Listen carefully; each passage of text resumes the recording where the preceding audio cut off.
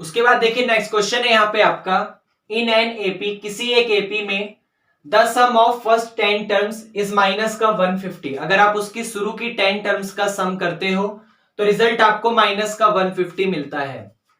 And the sum of next 10 terms, मतलब पहले शुरू की 10 टर्म्स का सम करा तो माइनस 150 मिल गया, फिर और नेक्स्ट टर्म्स का सम करते हो तो रिजल्ट आपको माइनस का 550 मिलता है। तो फाइंड द एपी, तो बताइए एपी क्या होगी। अब ध्यान से देखिए, जैसे मान लीजिए आपके पास टोटल 6 नंबर है, 1 2 3 4 5 और 6। अब यहां पे शुरू की 3 टर्म्स का सम क्या है, आपके पास 1 और 2 थी तो 3 और 3 आपका 6 जो है वो शुरू की 3 टर्म्स का सम है। अब नेक्स्ट 3 टर्म्स का सम निकालना है तो आपके पास या तो तरीका है या तो इसे प्लस कर दो, वरना दूसरा तरीका है इस पूरे के पूरे में से ये माइनस कर दो। जैसे पूरा का पूरा सम कितना है, 6 5 11, 11 और 4 15, 15 3 18, 18 और 2 20, 20 और 1 21, टोटल 21 है।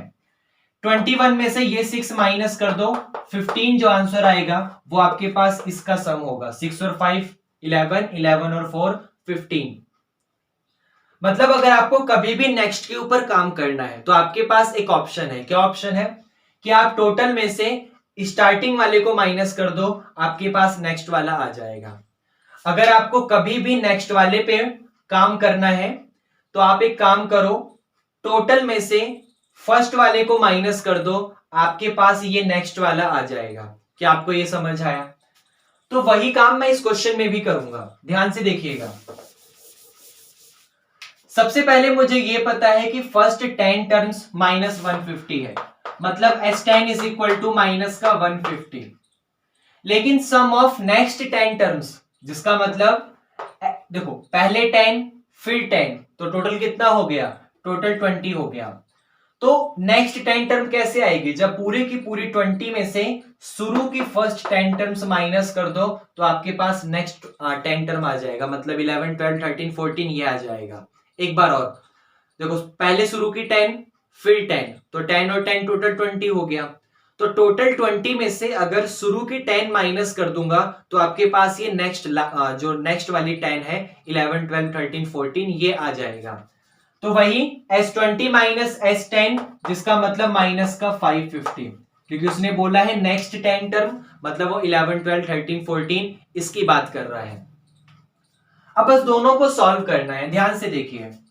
S10 का मतलब क्या होगा, 10/2 और 2a प्लस 10 माइनस 1d, लिख लेते हैं 10 माइनस 1d, जिसका मतलब माइनस का 150।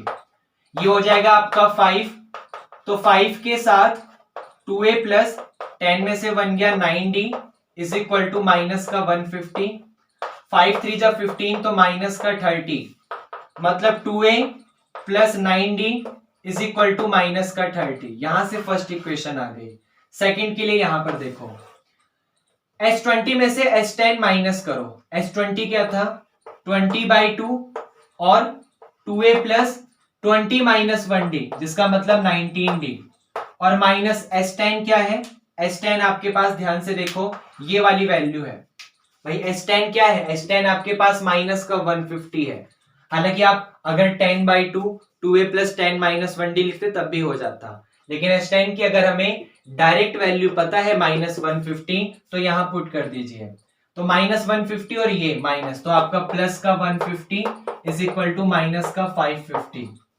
अब ये कैंसिल होगा 10 टाइम्स में, तो 10 के साथ 2a प्लस 19d, ये प्लस उस तरफ जाके माइनस, तो माइनस का 550 और माइनस का 150, तो 10 के साथ 2a plus 19d is equal to 0 का 0, 5 और 5 10 का 0 कैरी 1, 5 और 1 6 और 1 7, तो ये माइनस का 700 आ गया। अब 10 से कैंसिल करोगे तो माइनस का 70, मतलब 2a plus 19d is equal to minus का 70। अब एक इक्वेशन ये है और एक ये है, दोनों को सॉल्व करो तो एलिमिनेशन मेथड सही रहेगा। ये हो गया 2a plus 9d is equal to minus 30, और ये हो गया 2a plus 19d is equal to minus का 70। साइन चेंज होगा, माइनस माइनस प्लस कैंसिल, 9 में से 19 गया माइनस का 10d, 30 में से 70 गया प्लस का 40, क्योंकि 70 बड़ा था। 10 4 जा 40, माइनस इस तरफ चला गया, तो फाइनली d की वैल्यू -4 आ गई।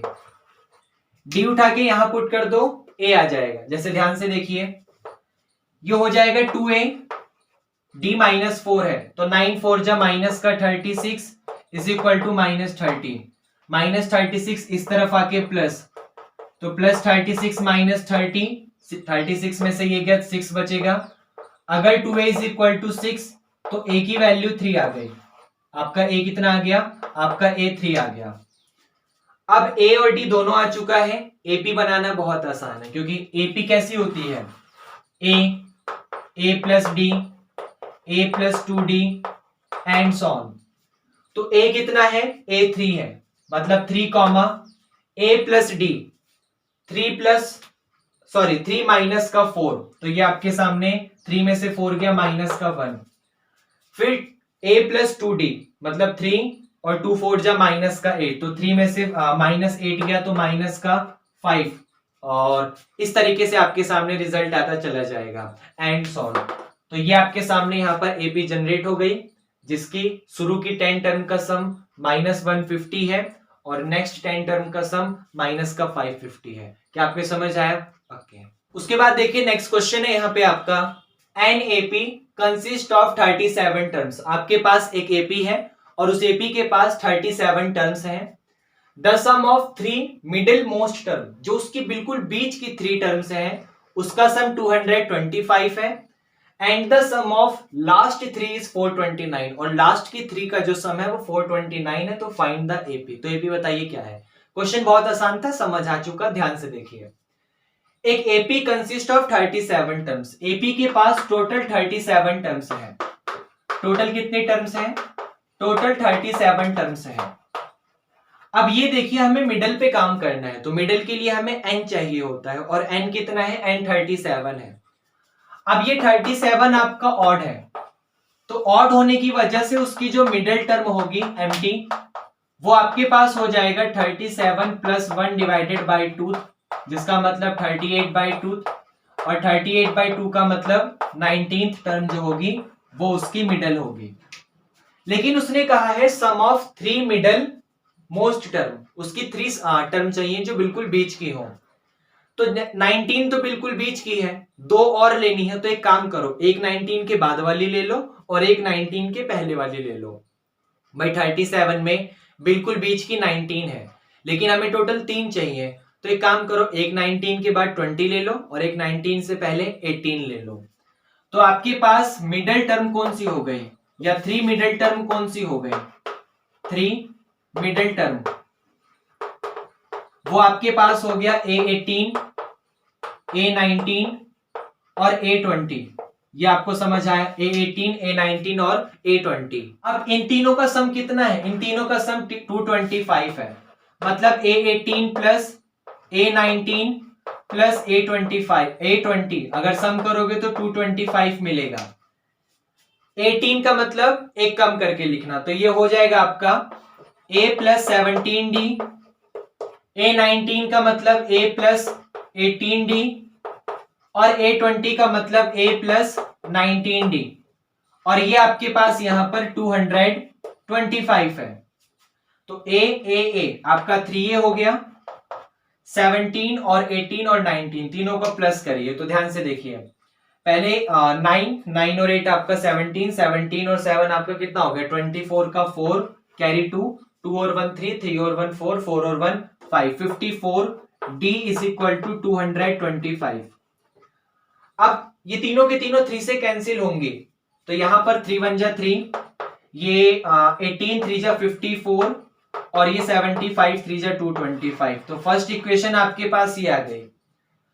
अब उसके बाद and the sum of last 3 is 429, और लास्ट 3 का सम कितना है? 429 है। अब टोटल 37 है, तो लास्ट की 3 कौन कौन सी होंगी? 37, 36 और 35, क्योंकि लास्ट की 3 है। तो इन तीनों का सम 429 है, मतलब A35, A36 और A37, अगर आप तीनों का सम करोगे तो 429 आएगा। A35 का मतलब A प्लस 34D, A36 का मतलब A प्लस 35D और A37 का मतलब A प्लस 36D और ये आपके पास यहाँ पर 429 है।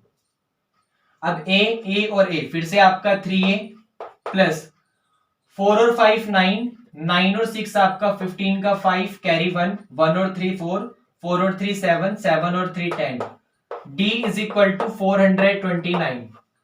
फिर से ये आपका 3 से कैंसिल होगा तो यहां पर A 3 3 जा 9, 3 5 जा 15 और यहां पर आपका ये आ गया 3 1 जा 3, 3 4 जा 12, 3 3 जा 9।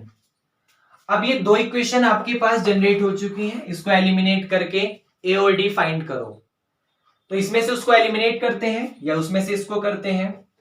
तो A plus 35D is equal to 143 में से इसको एलिमिनेट कर दो।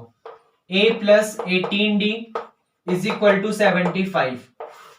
तो साइन चेंज होगा तो माइनस माइनस माइनस ये कैंसिल, इसमें से रिड्यूस करोगे तो 15 में से 8 गया 17D आ जाएगा और इसमें से रिड्यूस करोगे तो 13 में से 5 गया 8, यहां पर बचा 13 में से 7 गया 6।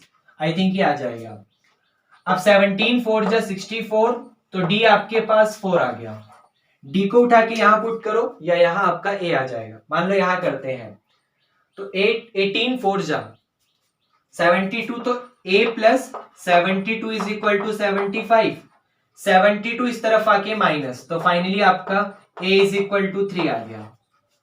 अब A 3 है D 4 है, अपनी AP बनानी है। तो AP कैसी होती है A plus D A plus 2D, तो वैल्यू को पुट करके बना दो। A 3 है, A प्लस D 3 प्लस 4 7 है, A प्लस 2D मतलब 2 4 जा 8, 8 और 3 11 एंड सॉन। तो ये आपके पास AP जनरेट हो गई। क्या आपको समझ आया?